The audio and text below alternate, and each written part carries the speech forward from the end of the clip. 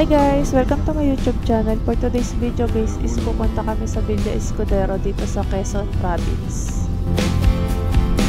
So ayun na nga guys, after 3 hours namin biyahe Bulacan to Quezon is nandito na kami sa Villa Escudero.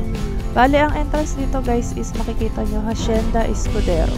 Pero hindi pa siya yung pinaka-entrance ng Villa Escudero. Mga ilang minuto pa bago kayo makarating dun sa mismong entrance ng Villa Escudero. So ito na nga, ilang minutes lang is nandito na kami.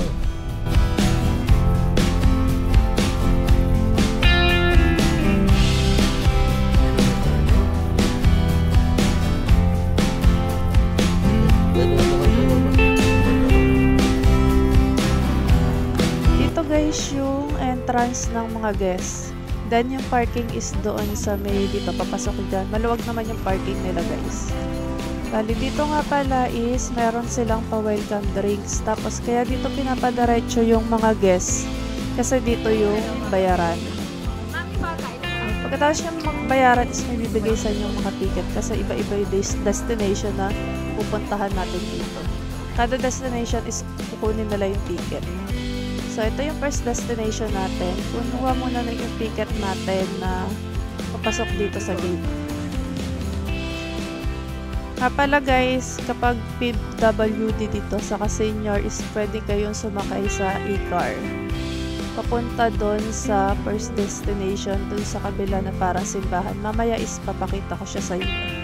Bali ngayon guys is iikot muna kami dito.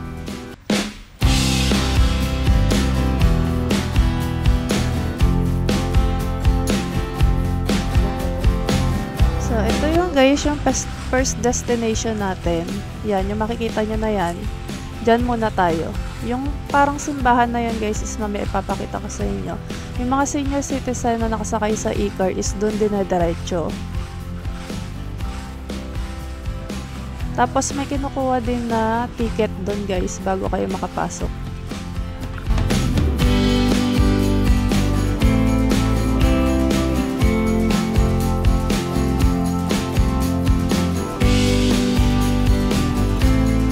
Ito nga pala guys, yung makikita nyo na yan, yung pinapakita na yan is bawal pumasok dyan kasi private property yan. Tapos, ito guys, yung sinasabi ko sa inyo na simbahan, pero ang laman niya sa loob is mga karo, mga lumang gamit. Kaya lang hindi ko siya mapapakita sa inyo kasi bawal pumasok sa loob. So, yun na nga, next destination namin guys is sasakay kami sa Kalabaw. Sasakay kami hatak-hatak ng Kalabaw. Okay, naganda nga pala dito guys, kahit mabagal yung lakad ng Kalabaw, di kayo maiinip kasi may kumakanta. Ang mga pipit sa galak ay nag-aawitan. Ang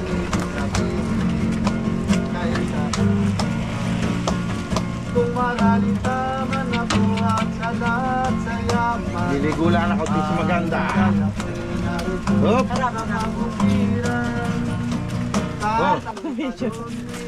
Bali dito pala guys is nag-stop muna kami kasi yung Kalabaw is papaliguan muna siya kasi sobrang init naman kasi talaga ng panahon. Ayan. Kaya pinaliguan muna si Maganda. Kailangan ganang-ganyang radiator. Pupuntay ay ang malintis na dahon kawayan. Para sayang-sayang lalong-lalambing na aking ang buhay. Sana, preso na yung kalata. Habang buhay sa aking Oo, sila daming voltang. Mantay ka man. May halas. Malayo may malapit, pinpilit may mararating, wag lamang masabi mo. Ginigil ang ito. Yan yung tubig na direkto sa phone. Araw ang Madumi? ang larang Pinong-Pino. Kami po ay bigyan mo.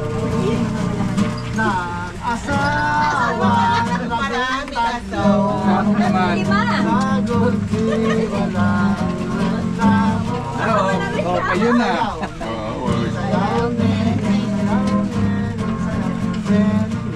Sasayaw yung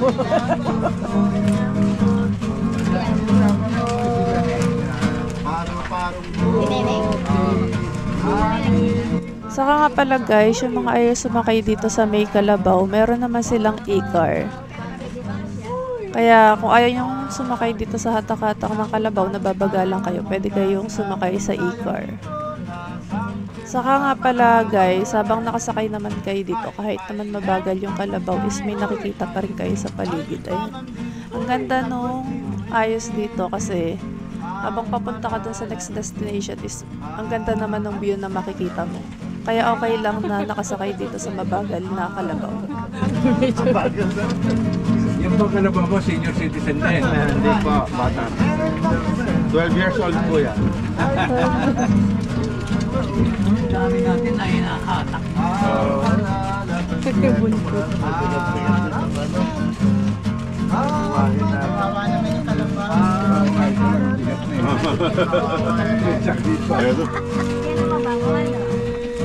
Kaya. May sakay pa ito. Coachy.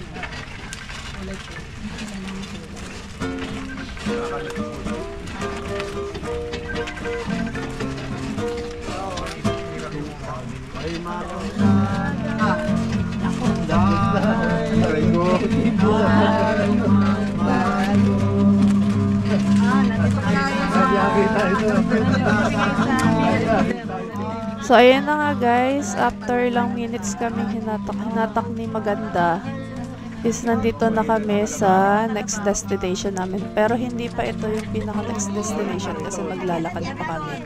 Hindi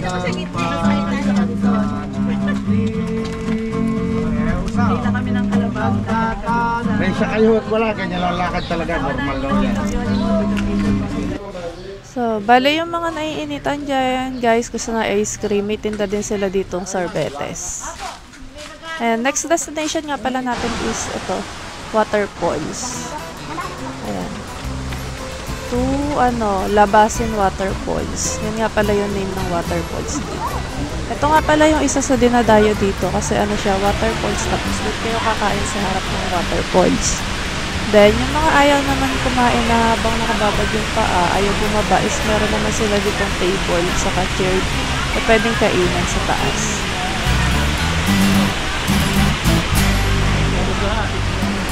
So, yun. Tara, samahan nyo kami hanap na kami ng magandang pwesto.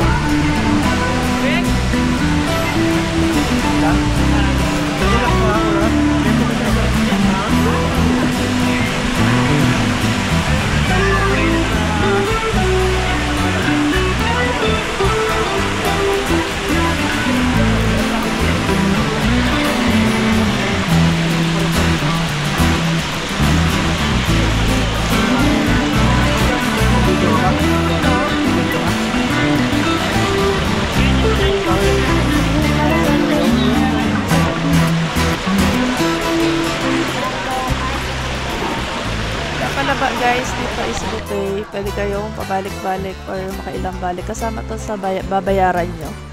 So ito, papakita ko sa inyo kung ano yung pagkain dito. Ayan, mga Filipino food guys, yung mga nandito. Pagkain. May inihaw, may chicken, may ginataan, may kaldereta, ayan, mga tilapia. Tapos may banana cue din. Then talong, okra, ganun. Mga Pilipino food. So ito na nga guys. Ayan, ayan yung pinaka-view.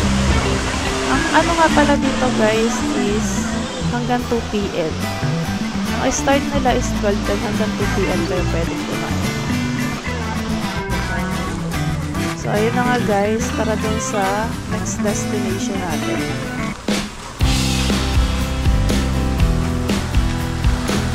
Ito nga pala, yung nagbabalsa nito is, siya, kasama din sa babayaran.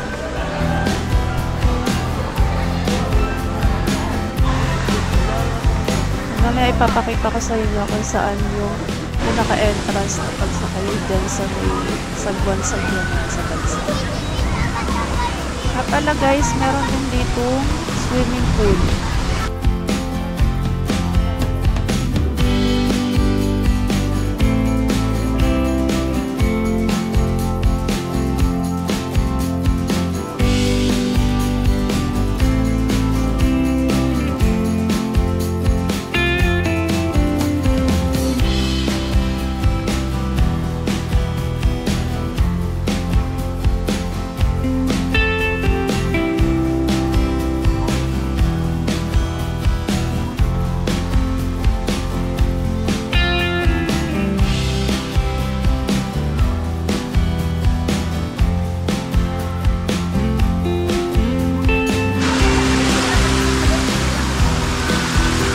guys, dalawa yung swimming pool nila. Itong isa, tapos meron pa din sa kabila. Bali, tatlo pala guys. Alam ko meron pang nakahiwalay na isang pool. Hindi ko lang siya mapapakita sa inyo guys kasi hindi ko siya na video.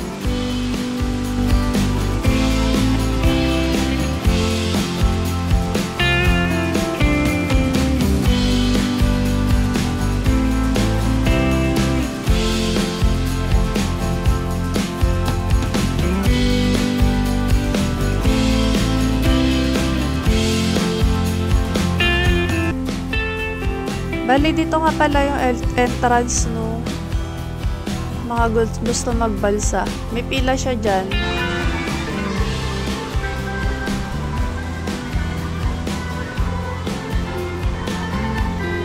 Isa sa paglilibangan dito guys is manonood kayo ng cultural dance. Hindi ko lang mapapakita dito guys yung buong performance nila kasi sobrang 1 hour and a half yata yung performance nila. Sobrang haba talaga. Dami din nilang pinerform na mga lugar. Sobrang haba guys. 1 hour. So, yun na nga guys. Yan yung magagawa nyo dito buong maghapon. Nga pala guys, yung mga gustong mag-overnight, dito is meron din silang cottage room na pinapa-red or book. Magpa-book na lang kayo guys online. So, yun lang guys. Thank you for watching. See you on my next vlog. Bye!